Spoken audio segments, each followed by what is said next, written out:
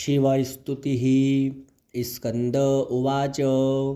ॐ नमः शिवायास्तु निरामयाय, नमः शिवायास्तु मनोमयाय, नमः शिवायास्तु सुराचिताय, तुभ्यं सदा भक्तकृपापराय।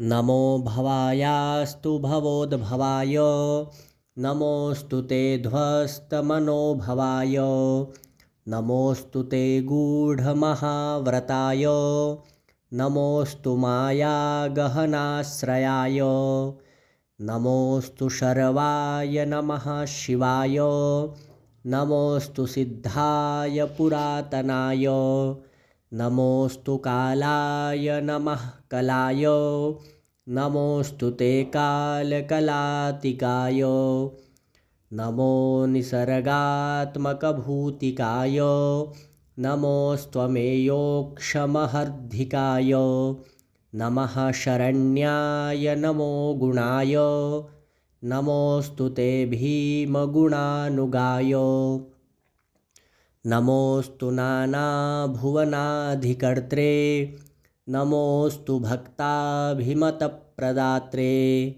नमोऽस्तु कर्मप्रसवाय धात्रे, नमः सदा ते भगवन् सुकर्त्रे, अनन्तरूपाय सदैव तुभ्यम्, असह्यकोपाय सदैव तुभ्यम्, अमेयमानाय नमोऽस्तु तुभ्यं, वृषेन्द्रयानाय नमोऽस्तु तुभ्यं, नमः प्रसिद्धाय महोषधाय, नमोऽस्तु ते व्याधिगणापहाय, चराचरायाथ विचारदाय, कुमारनाथाय नमः शिवाय, ममेश भूतेश महेश्वरोषि, कामेश वागीश बलेश धीश, क्रोधेश मोहेश परापरेश,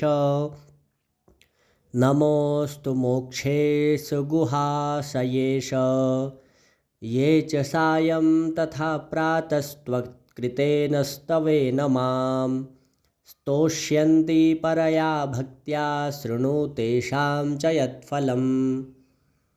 न व्याधिर्न च दारिद्र्यं न चैवेष्टवियोजनं, भुक्त्वा भोगान् दुर्लभांश्च मम यास्यन्ति सदा ते, मम यास्यन्ति सदा ते। शिवस्तुतिः सम्पूर्णं। शिवार्पणमस्तु।